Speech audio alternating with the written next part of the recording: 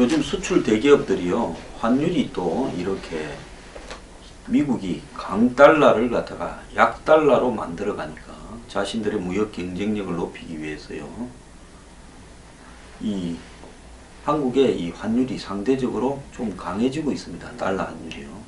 그래서 환율이 급변동하다 보니까 지금 이 수출 대기업들이 작년에 2,200원 1달러에 계약을 했는데 지금 보면 뭐 1,140원 이렇게 가지 않습니까? 이런 부분 속에서 손실이 많아진다 이러는데, 여러 가지로 지금 트럼프 당선 이후에 한국 경제에도 효과가 충격이 많이 미치고 있는데요. 트럼프가 삼성을 보고 땡큐 했답니다. 이래가지고 지금 삼성이 큰일 났다 이야기가 나오는데요. 이 뭔 이야기인가 하면, 삼성전자가 미국에 가정공장을 지을 거라고 확신한 트럼프가 이 트윗에다가 땡큐 삼성이라고 트윗을 날렸답니다. 실제로 트럼프 트윗에 들어가서 확인해 보니까요, 땡큐 삼성 해놓고는 We would love to have you 이렇게 써놨습니다. 우리가 당신을 사랑하게 될 것 같아. 그 밑에 보면 트럼프 효과해서 삼성이 미국에 공장을 지을지 모른다라는 기사까지 지금 첨부를 해놨습니다. 트럼프 참 어떨 때는 보면 뻔뻔하기도 하고 얄밉기도 할 정도인데요. 이 삼성이 굉장히 뺀질뺀질한데 이번에 트럼프한테 잘못 걸렸습니다. 자, 미 공장 신설에 신중한 입장인 삼성은 그 트윗에 부인도 못하고 또 마트잇도 못할 난처한 처지에 놓였다는 겁니다. 어제 오후에 삼성의 미국의 그 가전 공장 건설 가능성을 다뤘던 그 로이터 통신은 트럼프의 이 같은 트윗을 보도했는데요. 그러면서 이제 이슈가 더 커져 버렸습니다. 그런데 국내외 매체를 비롯해 트럼프 대통령까지 직접 이렇게 사안을 챙기는 모습이 지금 나오니까, 즉 삼성의 공장 이전을 기정사실화 해가니까 삼성은 지금 잡을 안 쓰기다는 겁니다. 사실관계 여부하고 관계없이 그의 관심 자체가 삼성에는 압박카드로 작용할 수 있다, 이렇게 이야기를 하고 있습니다. 근데 이런 삼성의 태도도 좀 이중적이지 않습니까? 얼마 전에 1월달에 이재용 부회장이 트럼프가 미국의 IT 업체 오너들 한 12명을 만나는데 거기 페이팔 오너하고 잘 아는 인연이 있어서 이재용 회장도 오라고 불렀는데, 그래서 이재용 회장이 거기 갔으면 한국과 트럼프 간에 메신저 역할을 하게 될 건데 특검이 못 가게 하는 바람에 그거 못 갔다라고 이야기를 하지 않았어요? 그러면 그 말대로라면 삼성이 트럼프 눈에 들고 싶어서 안달을 했을 건데, 가서 얼굴을 보이면, 안 보이면 까먹고 있다가 보이면 한국의 삼성 회장이요? 그럼 공장 미국에 좀 지으시오. 그러면 거기서 아니다 하겠습니까? 알겠습니다 하는 순간에 코가 끼이지요. 그런데 그런 자리에는 가겠다고 했는데 뭐 마주 본 것도 아니고 삼성이 미국에 공장을 지을 것 같다라는 기사를 보고 트럼프가 고맙다 이렇게 말했다고 해서 삼성이 곤혹스럽다? 그때 갔으면 더 곤혹스럽지 않았겠습니까?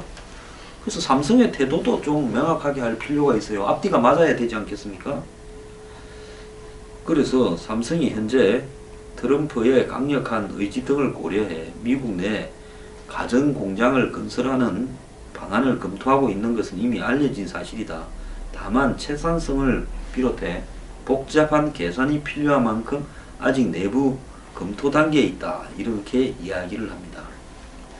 이 트럼프가 자기 옛날에 이 각종 호텔 같은 부분을 지을 때 텔레비를 들려왔는데 전부 한국 거더라, 미국에는 텔레비를 만드는 공장이 없다, 이런 발언을 했다고 제가 한 2번 소개를 해줬습니다. 그러니까 트럼프가 이 호텔이니 뭐 이런 빌딩들을 분양해서 지어서 분양하는 그 부동산 업자 출신이지 않습니까? 그러니까 가전제품에 대해서 거기 빌딩 안에 들어가는 가전제품에 대해서 너무 잘 알고 있지요. 그러니까 삼성은 저게 말을 안 해도 언젠가는 우리 이제 보고 미국 내 공장을 안 짓고 외부에서 갖고 오면 관세를 부과하겠다고 할 건데 어째야 되나 하면서 지금 여러 가지 검토를 하고 있는 단계에서 언론들이 미국에 공장을 지을 것 같다고 보도하니까 트럼프가 이게 트윗을 했단 말입니다. 그러면 이재용 회장은 무슨 생각으로 지죽은 뜻 눈에 안 보여야지요. 우리가 옛날에 뭐 보이면 일을 시키는 선생이나 뭐라 하는 선생이 있으면 어쨌거나 그 선생이 조 앞에 오면 숨어버리지 않습니까? 튀어야지요. 근데 삼성은 이재용이 트럼프 앞에 나가겠다고 특검 수사할 때는 그러면서 그게 못 나가게 했다고 특검이 기업의 경영도 방해하고 나아가서 앞으로 한국과 트럼프가 새로 들어선 미국 사이에 이재용이 역할을 할 것처럼 이렇게 막 이야기를 하더니만 이제 와가지고 뭐 트럼프한테 걸렸다, 큰일 났다 이렇게 말을 하는지 모르겠어요. 그때 갔으면 바로 그 자리에서 공장 하나 지으시오. 땡큐다 이랬을 겁니다. 특히 인건비 비중이 높은 가정공장을 인력이 매우 비싼 미국에 짓는 것은 따져볼 게 많다는 설명인데요. 자동차 같은 경우에는 제가 알기로 미국의 인건비가 한국의 노동 생산성을 감안한 인건비에 한 70%도 안 되는 걸로 알고 있습니다. 그리고 가전제품을 만들었는데 손해를 보면서 이제 팔아야 되는 거 아니냐라는 우려도 나온다. 이렇게 말을 합니다. 그런데 삼성이 예를 들어서 미국에 공장을 안 짓는다고 한국에서 짓습니까? 삼성전자의 여러 가지 TV나 이런 공장들이 한국에 있습니까? 꼭 그런 것도 아니에요. 삼성이 미국에 수출하는 TV 물량 대부분은 멕시코, 티후아나 공장에서 제조된다. 냉장고 등 가전은 멕시코 게레타로 기지에서 만들어진다. 트럼프 정부가 나프타의 북미 그러니까 자유무역협정에 손을 대고 멕시코에서 미국으로 유입되는 공산품에 보복 관세를 물린다면 직접적인 타격을 삼성이 받을 수밖에 없는 구조다. 다만 삼성이 지난해 인수한 럭셔리 주방 가전업체 데이코는 자체적으로 LA에 공장 증설을 검토 중이고 삼성전자 미국 판매법인 자회사로 운영 중인 데이코는 이 미국 판매 물량이 늘어남에 따라 현지 생산량을 늘리는 방향을 지금 살펴보고 있다. 삼성은 미국은 삼성의 매우 중요한 시장이라서 지금까지 텍사스 오스틴 반도체 공장에 약 170억 달러를 투자해왔다. 앞으로도 소비자를 위해 미국 내 새로운 투자 필요성 여부를 계속 검토하고 있다라고 공식 입장을 밝혔다는데요.